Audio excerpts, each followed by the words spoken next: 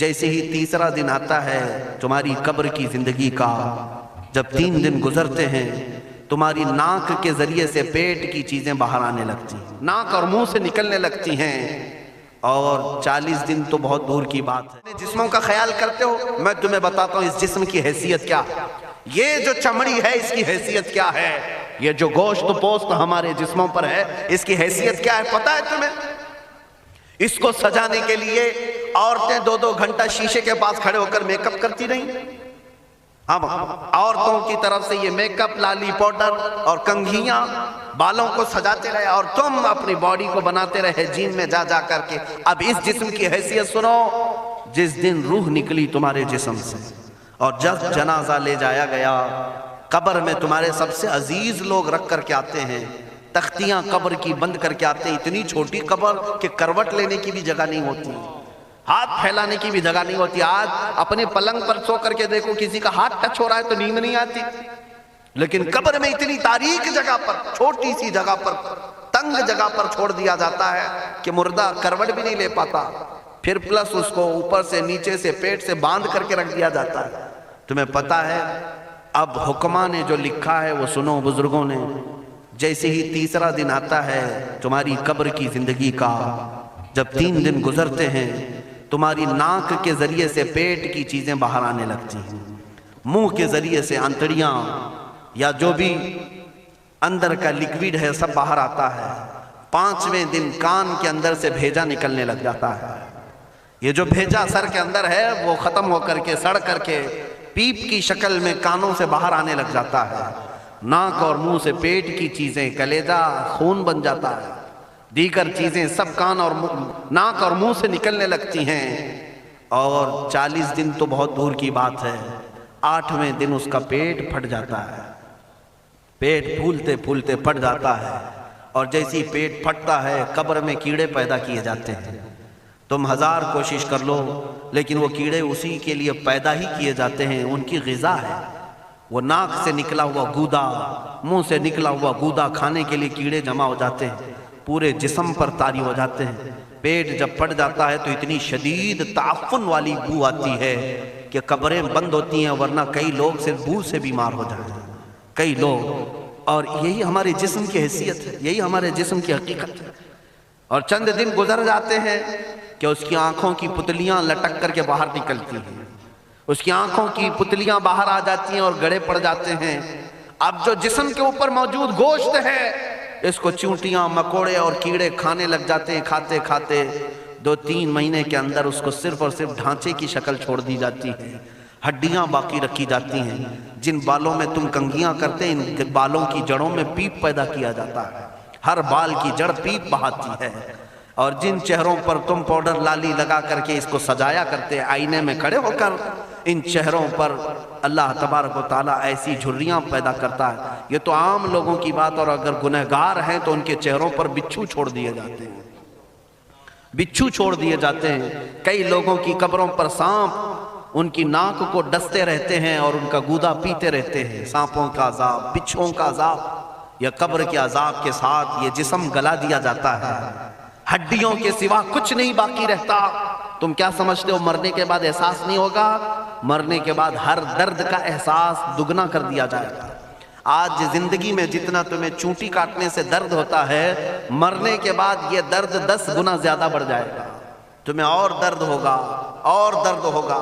یہی جسم جو کیڑوں کی غذا بن گیا، کفن ختم ہو گیا، ہمارے جسم میں پیٹ کا گودا باہر آ گیا، آنکھوں سے کانوں سے ساری چیزیں لکوڈ ختم کر دی گئی، بھیجا کانوں سے بہہ کر کے نکل آیا، بچا کیا ہمارے پاس؟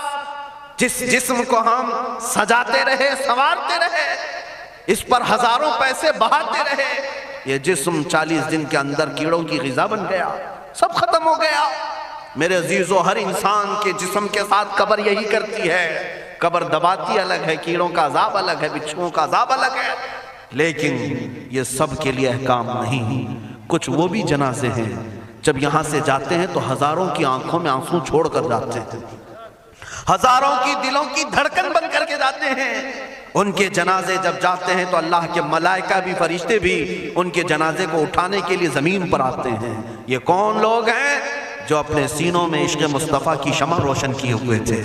جینا چاہتے تو مصطفیٰ کے لیے، مرنا چاہتے تو مصطفیٰ کے لیے. فاضل بریلوی نے کیا خوب کہا، لحد میں عشق رخ شہ کا داغ لے کے چلے، اندھیری رات سنی تھی چراغ لے کے چلے. جب قبر میں جاتا ہے ایک عاشق رسول، اسے رکھا جاتا ہے، کفن اس کا بھی ہے، جسم اس کا بھی ہے، لیکن فرشتوں سے بھی کہا جاتا ہے اسے آہستہ سے جگانا، محمد عربی کا غلام ہے، رسول پاک کا وفادار ہے. اور کیڑوں کا اس کے جسم کو کھانا تو دور کی بات، فرمایا گیا قیامت تک اس کے کفن کو بھی میلا ہونے نہیں دیا جاتا. نہ تمہاری آنکھ سے، نہ تمہارے ناک سے، نہ تمہارے چہرے سے کوئی گودا باہر آتا ہے، کچھ نہیں میرے عزیزو. جسم تر و تازہ سلامت رکھا جاتا ہے.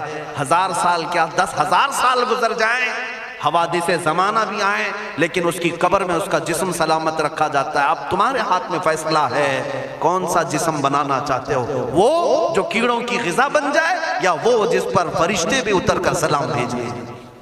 میں نے خود میرے مرشد گرامی کے جنازے میں حاضری تھی.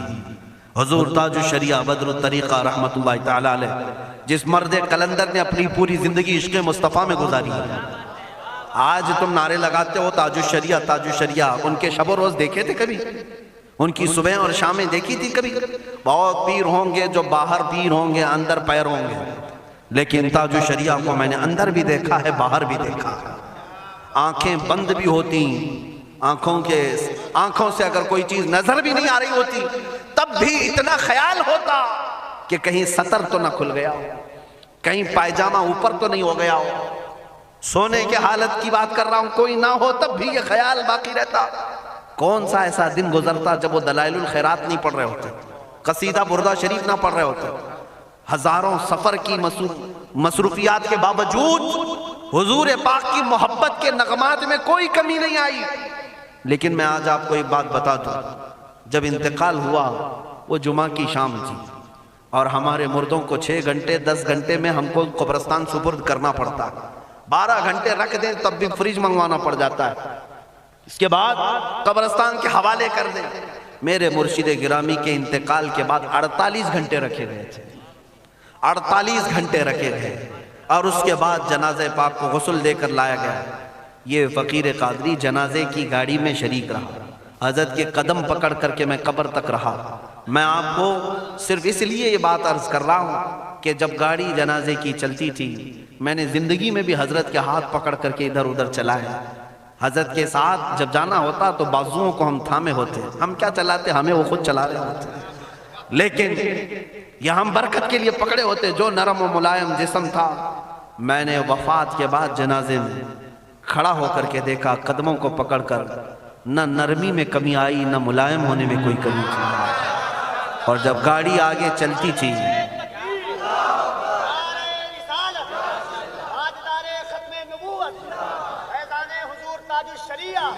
جب آپ گاڑی جنازہ جس پر رکھا ہوا تھا چلتی تھی، تو میرے عزیزوں زندگی میں جس طرح جسم نرم و ملائم تھا، میں نے دیکھا کہ گاڑی جب اس کے دھڑکے ہوتے تھے ادھر ادھر، تو پیٹ مبارک اور سینے مبارک ویسے ہی ہلتا تھا جیسے کسی زندے کا ہلتا.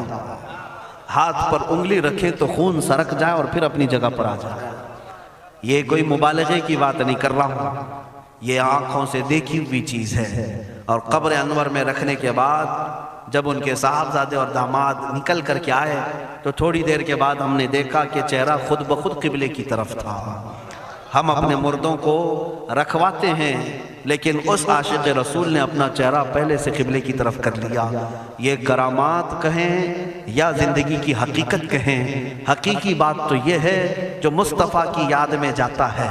اس نے کیا ہی خوب کہا شاعر کہ میرے جنازے پہ رونے والوں فریب میں ہو بغور دیکھو، میرے جنازے پہ رونے والوں فریب میں ہو بغور دیکھو، مرا نہیں ہوں غم نبی میں لباس ہستی بدل گیا.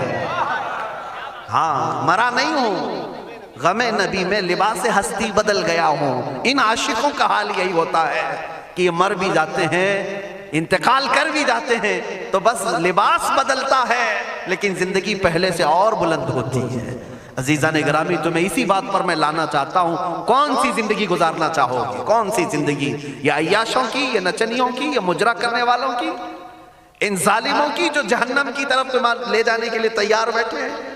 چند دنوں کی عیاشی ہے، تم گانے گا کر اچھل کود کر کے اپنے نفس کو تو راضی کر سکتے ہو، لیکن رب ذوالجلال کی رضا کبھی نہیں لے سکتے۔ آج تم دنیا میں فلموں کی زندگی جی کر کے تھوڑی دیر کی خوشی تو حاصل کر سکتے ہو، لیکن قبر کی راحت کبھی نہیں لا سکتے، قبر کا سکون کبھی نہیں لا سکتے۔ قبر میں اگر سکون چاہیے تو صرف ہمارے سینوں کو ادھر حوالے کرنا ہوگا، مصطفیٰ کریم کے حوالے کرو۔ اب اپنی زندگی کو بدلنے کا وقت آ گیا۔ اے میرے عزیزو، ناموس رسالت کی حفاظت یہی ہے کہ حضور کے اخلاق کی پہلے حفاظت کی جائے، حضور کی سنتوں کی حفاظت کی جائے، حضور پاک کے نام پاک کی حفاظت کی جائے، ان کی تعلیمات، ان کے احادیث کی حفاظت کی جائے۔ جس طرح صحابہ کرام نے اپنی جانیں قربان کر کے حضور کی عزت کی حفاظت کی ہے، آج وقت آیا ہے ان ظالموں کی طرف نہ دیکھنا، یہ بھونک بھونک کر کے تمہیں جگا رہے ہیں، بیدار کر رہے ہیں۔ میں جواب دیتا رہوں گا انشاءاللہ، لیکن ساتھ میں ان حادثات کو اپنے لیے ایک الگ انداز سے دیکھتا ہوں۔ اگر کوئی کتا کوفے میں بیٹھ کر بھونکتا ہے اور میرے نبی پاک کی عظمت پر حملے کرتا ہے تو درد تو ہوتا ہے، لیکن ساتھ میں عقیدہ بھی تو ہمارا یہ ہے، رہے گا یوں ہی ان کا چرچا رہے گا، رہے گا یوں ہی ان کا چرچا رہے گا، پڑے خاک ہو جائیں جل جانے والے۔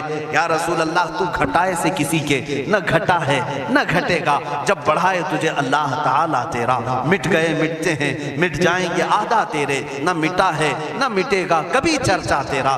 یہ کتے کتاب لکھ کر کے کہتے ہیں محمد عربی کا چرتر، ان کے اخلاق، ان کے کردار برے تھے، اور ایسی کوئی چیز نہیں ہے اسلام میں جس سے امپریس ہو کر اسلام قبول کیا جانا چاہیے۔ محمد صلی اللہ علیہ وسلم کے نام کو اسلام سے ہٹا دینا چاہیے۔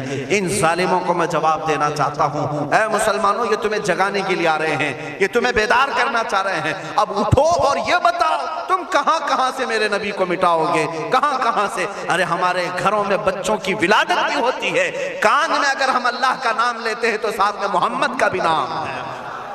ہمارے بچے جس دن اس دنیا میں آتے ہیں، اذان ان کے کانوں میں دی جاتی ہے تو اللہ کے نام کے ساتھ محمد کا نام بھی آتا ہی ہے۔ ہماری اذانیں، ہمارے نماز کو بلانے والی آوازیں، تم کیا مٹا پاؤ گے محمد عربی کے نام کو؟ یہ ہزاروں نہیں کروڑوں اذانیں بار بار دن میں دے دے کر کے یہ بتاتی ہیں کہ تم واللہ محمد عربی صلی اللہ علیہ وسلم کا ذکر تم کبھی الگ نہیں کر سکو گے۔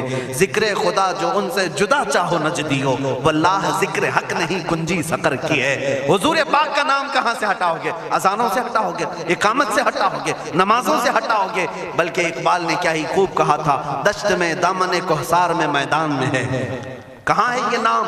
دشت میں دامن کوہسار میں میدان میں محمد ہے، بحر میں موج کی آغوش میں طوفان میں محمد ہے، چین کے شہر مراکش کے بیابان میں محمد ہے، اور پوشیدہ ہر مسلمان کے ایمان میں محمد ہے۔ میں نے یہ تبدیل کر کے اسی لیے پڑھا ہے کہ ہر جگہ محمد ہے۔ رسول پاک صلی اللہ علیہ وسلم کو تم کہاں سے ہٹاؤ گے؟ ہمارے کروڑوں کی زندگیاں اس نام پاک پر قربان، اس نام پاک پر قربان۔ ان ظالموں کو یہ بات بتا دینا، اس نام پاک پر اللہ نے نقطہ تک نہیں رکھا ہے۔ محمد عربی صلی اللہ علیہ وسلم کے نام پاک پر نقطہ تک نہیں، عیب تو بہت دور کی بات ہے۔ اور مٹانے کی بات کرتے ہو، مٹانے کے لیے تم اس کا ایک لفظ تک نہیں مٹا پاؤ گے۔ محمد عربی اس عظیم ہستی کا نام ہے جس کی جڑیں تحت الثری میں ہیں، جس کی شاخیں اوج ثریا پر ہیں۔ حضور پاک صلی اللہ علیہ وسلم کو اللہ نے رفعنا لک ذکرک کہہ کر کے بلند فرما دیا ہے۔ کسی کے گھٹانے سے حضور کا نام کبھی نہیں گھٹے گا۔